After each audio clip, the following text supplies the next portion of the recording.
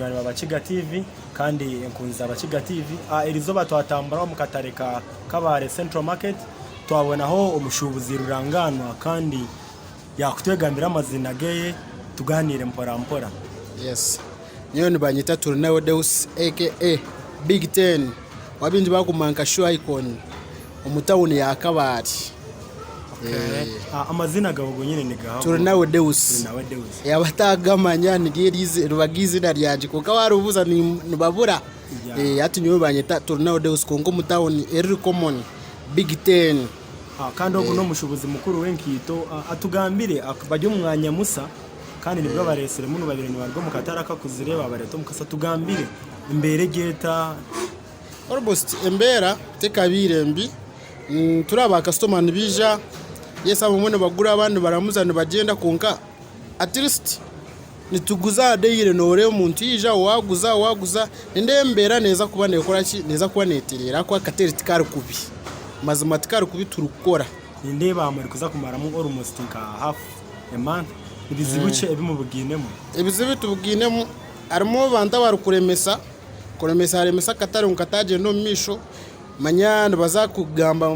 manya ngo katari ngo bakshwe bakagarike mukagaba batufora so ya satisfied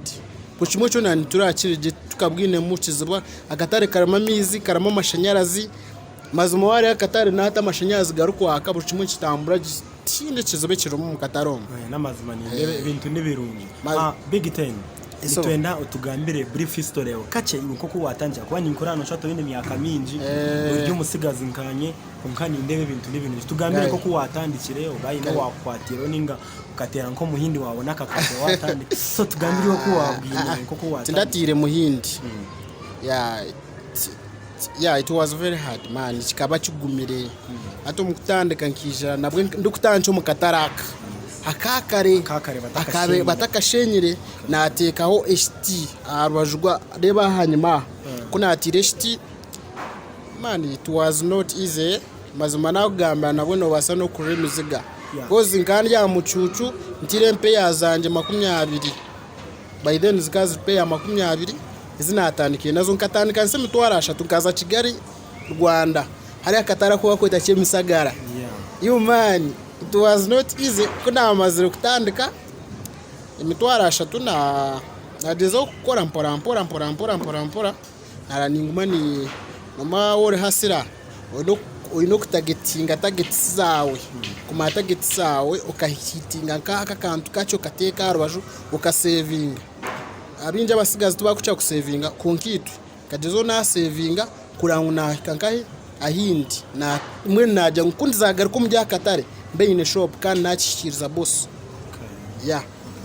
ukatandika buri mwaka ki akubano basakushanga mazire myaka mingi ninga you just wachire no kwase nko it was like 2014 2014